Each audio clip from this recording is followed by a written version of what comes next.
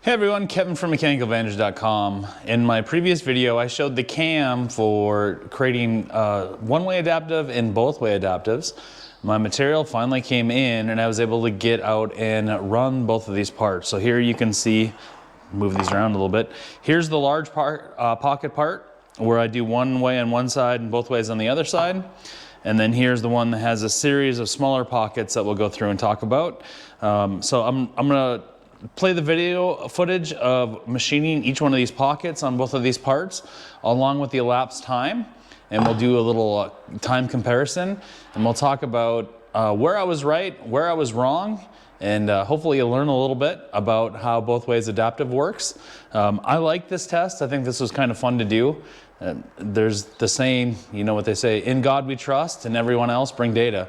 So we have the data here to go through and look at to see what the times took. So let's head over to the machine. You can watch these and then I'll do a little wrap up at the end to talk about why I think some of the results we got are what ended up happening.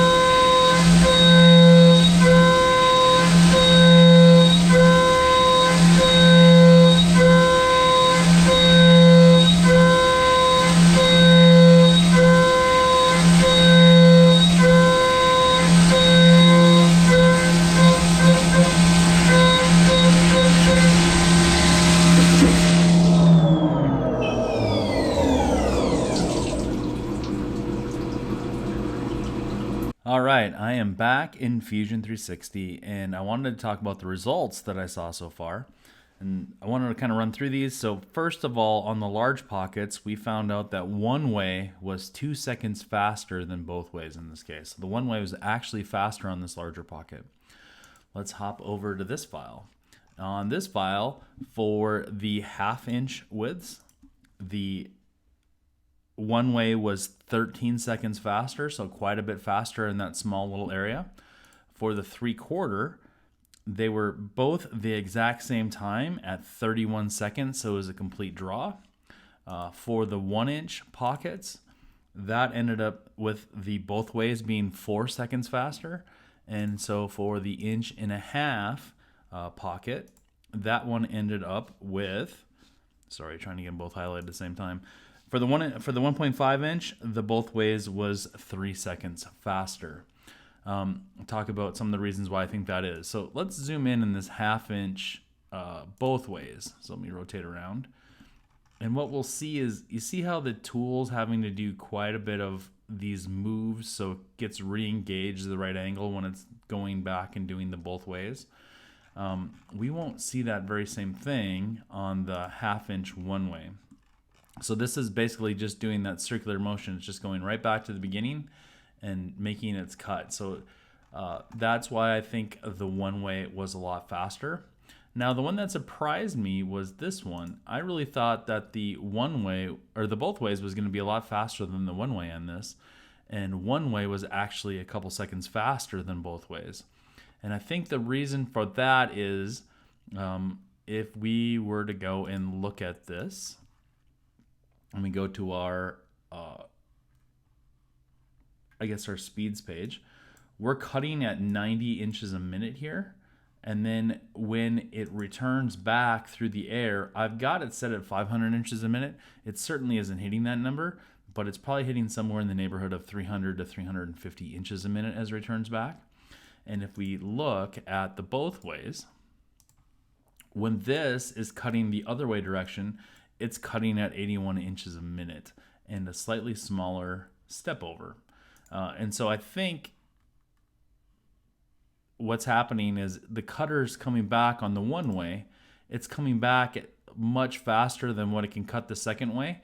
And that's why we're seeing the faster speed here on the one way compared to the both ways.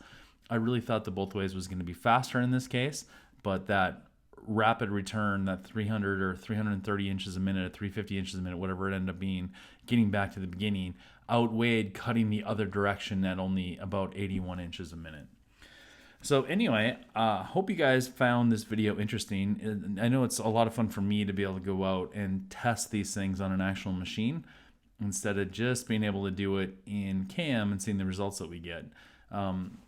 You can see it does show that the both ways is going to be a little bit slower here by a second, but these numbers clearly weren't correct. So obviously the software isn't able to capture acceleration rates and deceleration rates and things like that, and that's why we see some of those discrepancies.